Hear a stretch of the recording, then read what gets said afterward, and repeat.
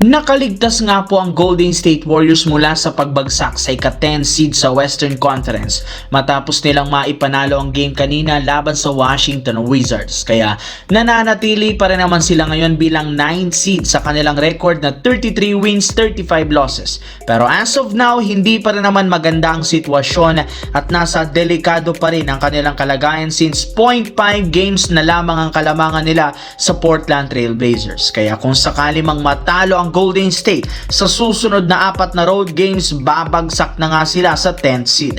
Kaya kailangan talaga ng Golden State pabalikin si Stephen Curry sa lalong madaling panahon. Pero ayon sa pinakahuling inilabas na balita ni Coach Steve Kerr, nakasama na nga nila ngayon si Stephen Curry sa road trip. Kasalukuyan rin naman nasa maayos na kalagayan si Curry since nakakapag-workout na nga ito, pero inaasahan na hindi siya makakapaglaro laban sa Boston Celtics, Detroit Pistons, Atlanta Hawks at Dallas Mavericks. I-re-evaluate pa rin naman siya next week ang kanyang tuhod at kung sakaling walang maging aberya, posibleng makabalik na siya sa darating na March 26 laban sa Brooklyn Nets sa pagbabalik nila sa Chase Center. Samantala, sa pagkapanalo nga po ng Los Angeles Lakers laban sa Houston Rockets, na-extend na nga sa 6 games ang kanilang win streak at isang beses pa lamang silang natatalo sa last 10 games. Ito ang mismong rason bakit umangat na rin sa 43-25 ang win-loss record bilang 3rd seed sa Western Conference. Kaya mukhang pumapabor nga talaga para sa Lakers ang kapalaran sa pagtatapos ng regular season. At kasabay ng pagkapanalo, maraming nagsabi na mukhang meron nga talagang ibubuga ngayong season gayong lahat ng kanilang mga malalarong nag-i-step up.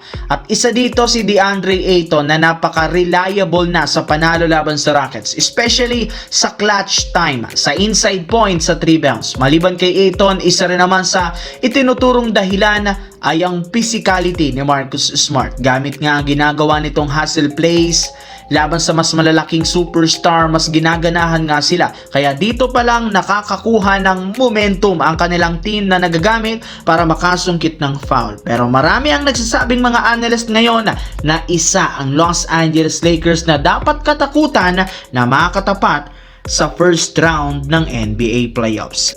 Samantala, nagawa nga pong makuha ng OKC Thunder ang head-to-head matchup tiebreaker laban sa Minnesota Timberwolves ngayong regular season matapos nila itong talunin sa kanilang game kahapon gamit ang comeback sa second half. Pero pagtatapos ng game, hindi rin naman naiwasan pa ng Minnesota Timberwolves, lalo si Anthony Edwards, na magreklamo patungkol sa officiating. Ayon pa kay Coach Chris Finch, masyado nga daw pabor sa OKC ang officiating o mga referee sa buong game, lalo sa second half. Pansin nila pinagbabawal talagang madikitan si SJ dahil automatic foul. Halos wala rin naman ngang pumabor sa Wolves na tawag dahil kung sa Wolves pinagbabawalan silang gumawa ng push-off at banggain ng bantay, ibang-iba ang trato ng mga officials kay SJ dahil ito lang naman ang nag-iisang player na pinapabayaang gumawa ng obvious na push-off at banggain ng halos lahat ng bumabantay para makagawa ng separation o di kaya makasungkit ng foul. Kaya kailangan na nga daw itong baguhin ng mga referee dahil masyado ngang nakakasira sa mukha ng NBA.